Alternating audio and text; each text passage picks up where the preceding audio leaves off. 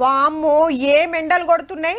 మొన్న ఒక్కరోజు ఆనబడ్డది, వాతావరణం చల్లబడ్డదని నిమ్మలబడ్డం. ఇక 3 రోజుల సంధి మళ్ళా అరుసుకోవట్టే, అస్సలు వశపడతలేదు.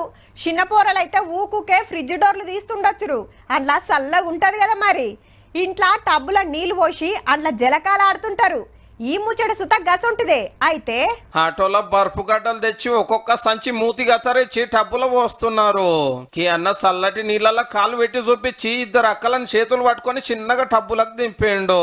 నీళ్లు చల్లగా ఉన్నాయి కదా, ఊపిరి బిగబట్టి కూస్తున్నారు. 10 మాటల మొస తీసుకోమని చెప్తున్నాడు కోచు. ఇక ఇప్పుడు అన్నల వంతు. అన్న ధైర్యంగానే ఉన్నాడు, ఏం అనిపిస్తలేనట్టు ఉంది. ఐస్ బాత్ థెరపీ అంటారు దీన్ని. పట్నంలో ఇదే ట్రెండ్. మళ్ళా సినిమాల్లో సెలబ్రిటీలను చూసి పబ్లిక్ కూడా ఇదే ఫాలో అవుతుంటే నార్సింగ్ ఏరియాలకి అన్న నడుపుతున్నాడు. కాయసున్నోళ్ళంతా వచ్చిపోతున్నారు.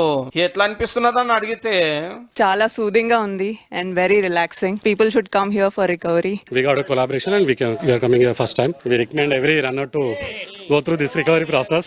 It's going very good. ఎక్కువ మటుకు 3 నిమిషాల సేపు కూర్చుంటారు. 10 నిమిషాలు చేసిన వాళ్ళు కూడా ఉన్నారట. మరి ఐస్ బాత్ అందరు చేయొచ్చునా లేకుంటే పడుచోలేనా అని అడిగితే ఎవరికైనా హార్ట్ డిసీజెస్ లేకపోతే అస్తమా వాళ్ళు ఉన్న వాళ్ళు ఇది యాక్చువల్ చేయకూడదు వితౌట్ డాక్టర్ రికమెండేషన్. ఏదన్నా బీమాలు ఉన్నోళ్ళు తప్ప అందరు చేయొచ్చునట. ఐస్ బాత్ చేస్తే పెయిల సత్వ పెరుగుతుందట, పానం నిమ్మలం అనిపిస్తుందట. ఈ ఎండలకు మేము కూడా ఈ బర్ఫు గడ్డలలో కూర్చున్నదే నయం అనిపిస్తుండొచ్చు పో చూసిన వాళ్ళకు.